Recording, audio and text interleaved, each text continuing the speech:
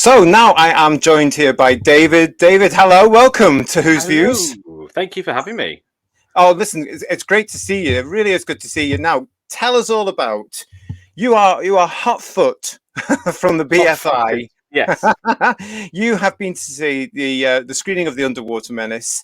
What was it like? Tell us all about it. Wow. I mean, it's such.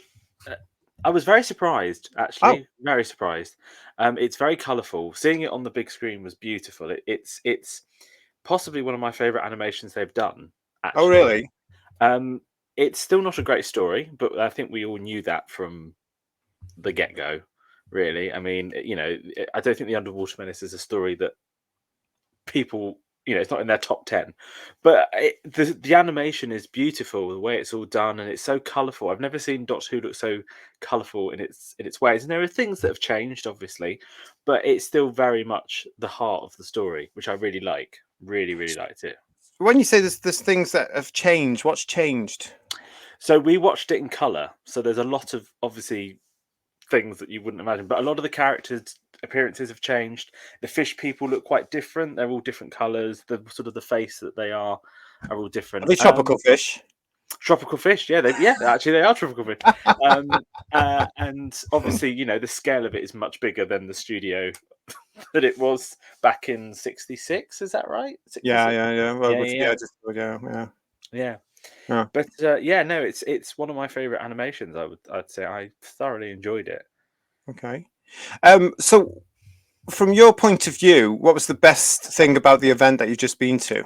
I mean, I think possibly everyone cheering at "Nothing in the world can stop me now." That Well, infamous line, yeah, yeah. infamous line was There's sort got of a build huge. up to it as well, where people expect where they go, ooh. Yeah.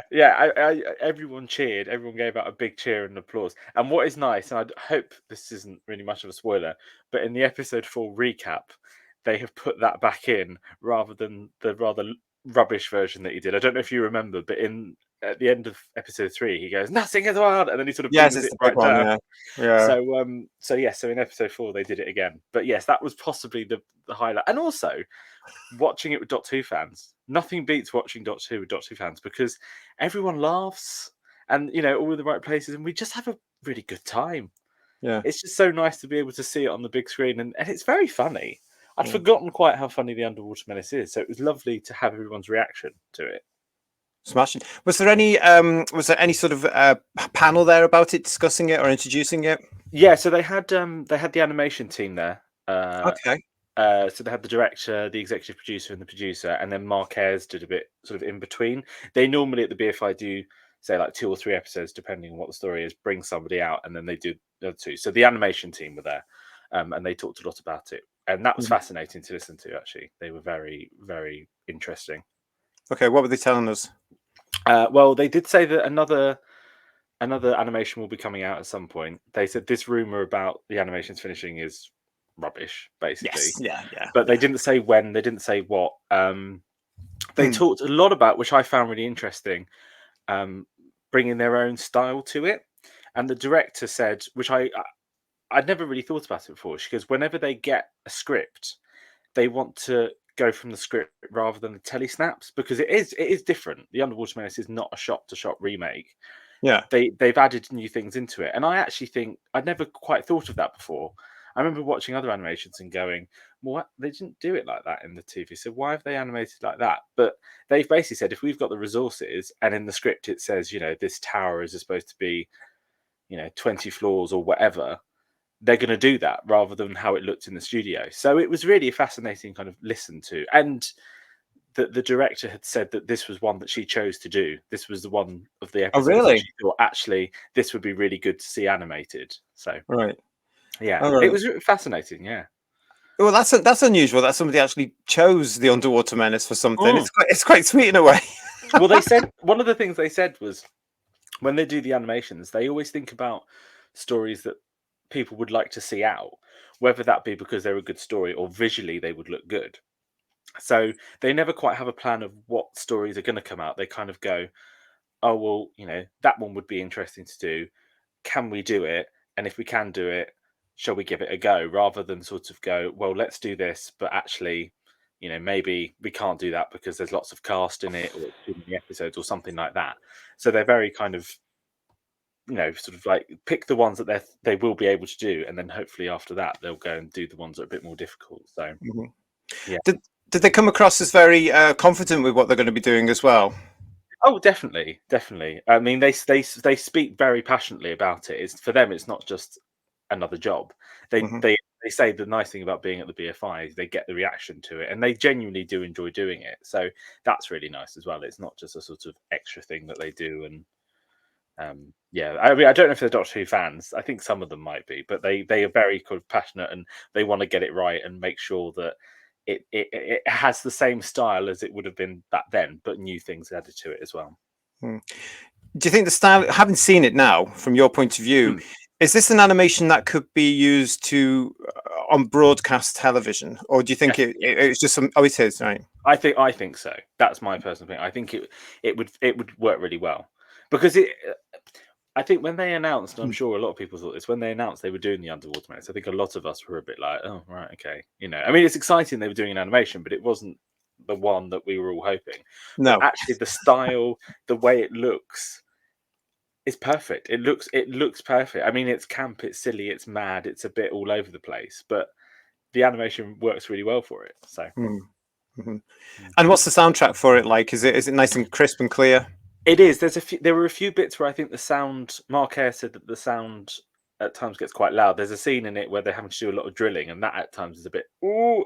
And other scenes, like I think in episode 3, when they're in the market, and there's quite a lot of noise in that, and you sometimes can't hear what they're saying. But apart from that, it's brilliant. It's brilliant. When you're watching it, then what for you was the highlight of this? Just seeing this story.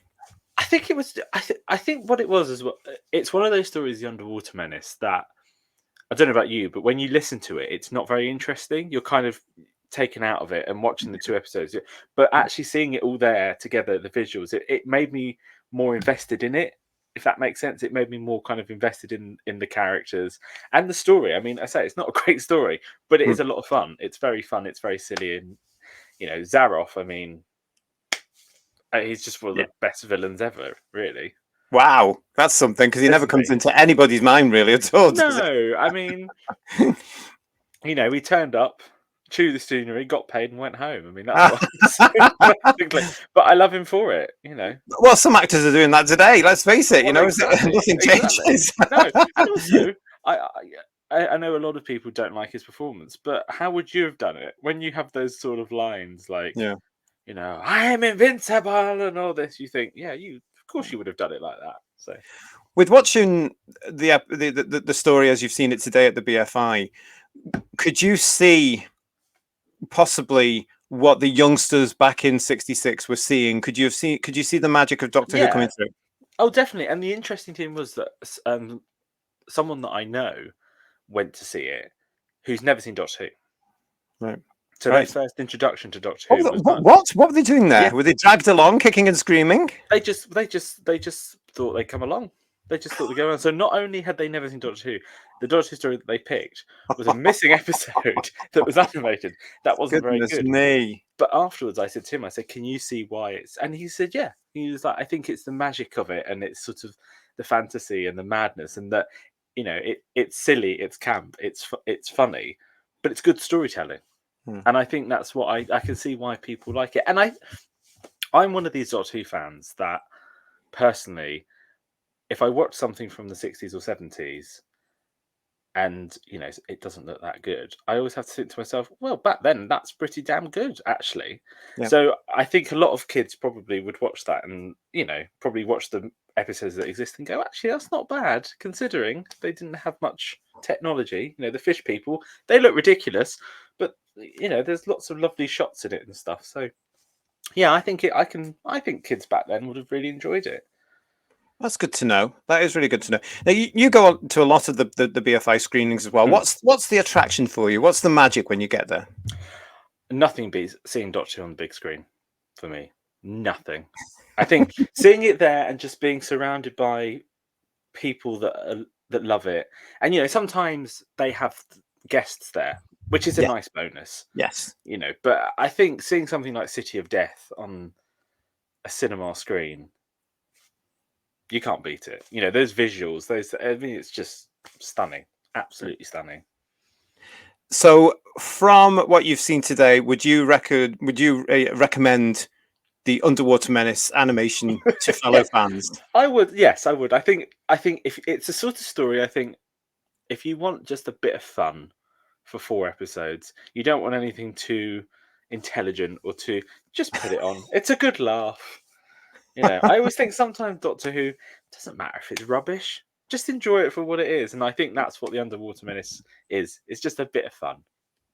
Well, that's good to know. Listen, David, I know you've had a long day because you've been to the BFI down in London and you've got all that, and I know you must be exhausted. I really appreciate it. Thank you so much for joining me on Who's Views Well, thank you. No, thank you for for a having me. little report. You're very, very welcome. It'd be nice to see you on again. We'll have to get you on again. Well, hopefully after this, nothing in the world can stop me now. And with that, we'll move on. Thank you, There David. you It's go. good to see you. Stay right where Thank you are. you. Thank you very much.